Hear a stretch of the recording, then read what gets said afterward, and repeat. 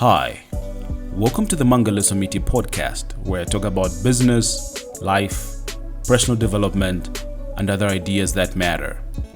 I am your host, Mangala Samiti, and I am many things: a chartered global management accountant, CFO, author, voiceover artist, and so much more.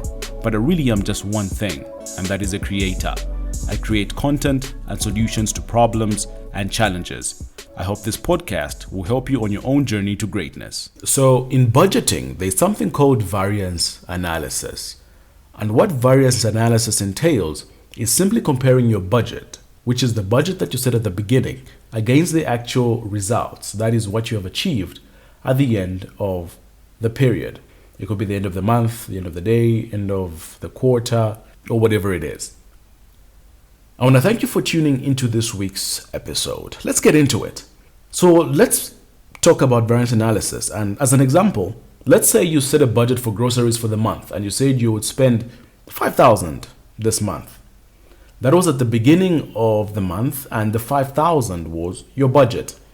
Now we're approaching the end of the month and you then need to look at your actual spend to answer the question, did I only spend $5,000 or did I spend more than this? Or less than this $5,000. What you are effectively doing is a variance analysis. You are comparing the budget against the actual. And you do this because you want to answer the question of where the actual lies in relation to your budget. You want to know how well you did. And the only way of doing this is to go ahead and do the variance analysis. So wherever the answer lies, whether you spent more, less, or exactly what you budgeted, you want to ask the why. And here's the thing. A lot of us will only ask the why when we've gone over budget, meaning when we spend more than what it was we set. If your budget was $5,000 and let's say you spent $6,000, this is what we call a negative variance because you've effectively gone over budget and at the end of the month, you're left with less than what you otherwise wanted. You need to ask the why question. What was it that you spent on that was not budgeted, that was not in your budget?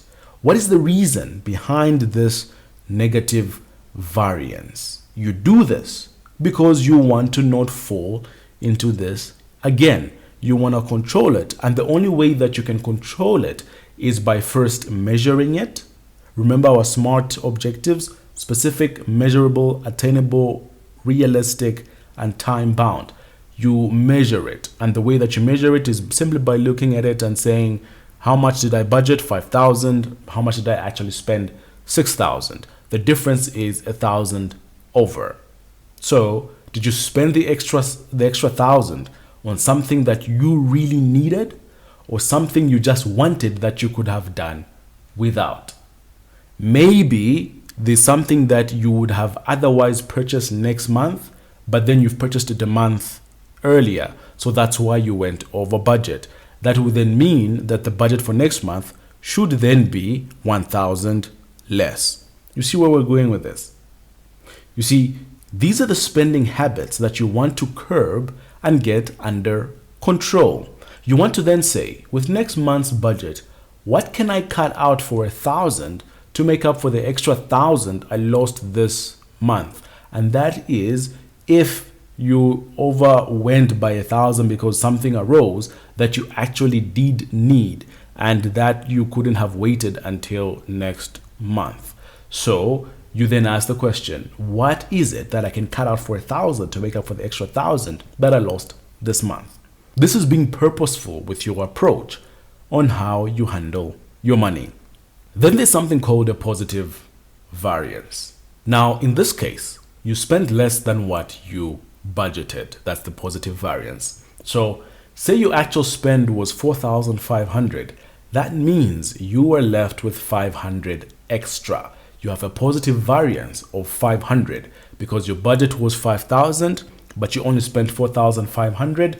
So you achieved a saving of 500. That is the positive variance. And at times you find yourself to be very happy to have this saving and think, wow, I did splendid. And at times you would even take this extra that you saved and spend it on treating yourself without actually getting to the bottom of why you had a 500 saving in the first place. What was the reason for this saving of 500? You need to ask the question. You need to be honest with yourself. Did prices go down? Is there something you just delayed in buying and will still need to buy it? Was there something you found you actually didn't need? Or whatever reason for this saving. But you only get to the reason if you take the time to ask the why question. What was the reason? You want to ask this why question and get to the bottom of the positive variance, because you want to see if it's something that you can replicate over the next month and actually drive your cost down. So whether the variance is negative or positive, you still want to ask the why question so you can curb and put a stop to whatever it is that's making you go over budget if it's negative, or understand the reasons why so you can replicate it if the variance is positive and continue on this trajectory. Why am I sharing this? We started with goals at the beginning of the year, goals that we set for what we wanted to achieve this year.